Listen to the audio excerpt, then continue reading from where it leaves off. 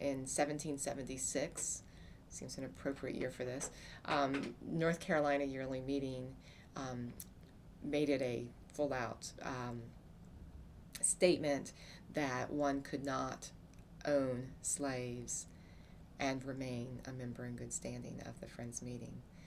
So there's this process of working with families that may be still owned through inheritance or other means, and how to divest themselves of ownership. And then that led to the next questions that each individual then dealt with. At what point am I fully divested from slavery? Just because I do not own another human being, is that enough? Or do I need to take the next step of not supporting businesses or purchasing products that are produced with slave labor? Or do I, how do I handle my investments? How do I relate to others in my community who are heavily involved in the slave trade? And what actions do I take? And that becomes a more complex story as different individuals came to different points in terms of how much effort they felt called to make to meet their commitments to their faith and belief that slavery was wrong, and whether they're just stepping back and not directly owning was enough, or if they needed to be proactive in providing greater assistance or actions. In 1776, Friends in North Carolina and a number of the other yearly meetings around this time period became very clear that it wasn't just a matter of counseling friends that we have a discomfort with slavery and it's discouraged, actually saying you cannot remain a member and own slaves. And as time went on, the state laws made it extremely difficult, even if you did not want to own a slave, to provide that person with freedom.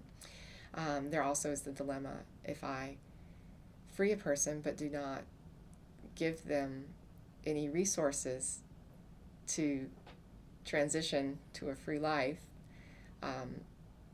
is that humane as well? And really seeing that need that you can't just say, okay, you're free, deal with it, and be at risk for recapture, and or not having any kind of legal defense. So what Friends in North Carolina decided was they did not want any individual to be profiting from the institution of slavery, but also recognizing that need for these African Americans who had been enslaved to have some measure of protection when manumission was not a legal, easy, viable option. And at one point in the early 19th century, North Carolina Yearly Meeting of Friends, the statewide organization of Quakers, actually owned several hundred people. And you'll see the phrase sometimes in references to the Quaker Free Negroes. And these were individuals who were, by title and ownership, officially owned by the institution of North Carolina Yearly Meeting of Friends. And the yearly meeting had committees that worked to make sure that there was funding to support those people, and contracts to working out for those individuals to be hired out, to be earning income that would support their needs, and then making sure that was done in a way that was not taking advantage of the situation, and exploring what options were available to assist them to freedom. It's a very complicating factor. In some cases, it might be the yearly meeting owned one or two members of the family, and the other members of the family might have been owned by a slave owner who was located in the same region but was not about to free their enslaved persons. So you have those dilemmas of supporting people who feel a need through the family connections to stay in the area. You had others who were willing to relocate to potential places where they could make life as a free person. So one option that was explored initially was joining the colonization movement, and so you have Quakers raising funds to provide passage and have the necessary clothing and supplies for groups of those Quaker free Negroes to resettle to Haiti and Liberia. When reports started coming back from Haiti and Liberia that it was not necessarily as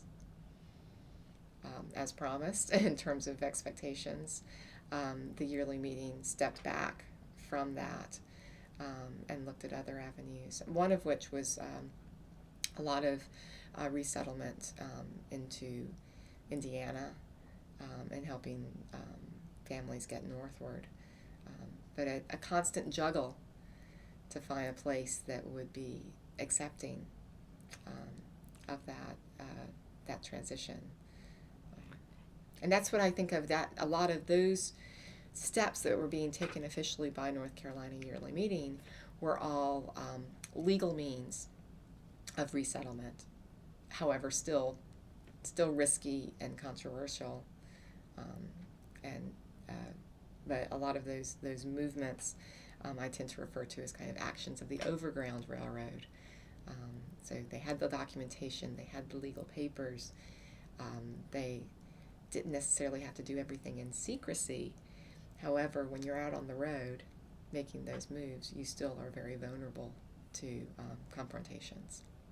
This was not a hospitable area to be staying, and if you had skills and enough of your family were able to move with you, it made sense to relocate to an area where you could fully utilize your skills.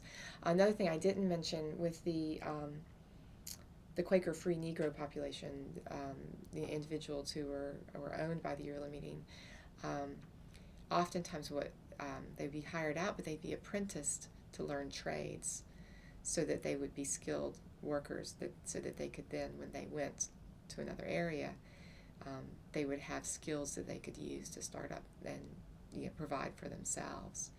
I think the best documentation for some of that actually comes not from people who were legally owned by North Carolina Yearly Meeting, but by a fascinating case of a former Quaker who owned slaves through marriage.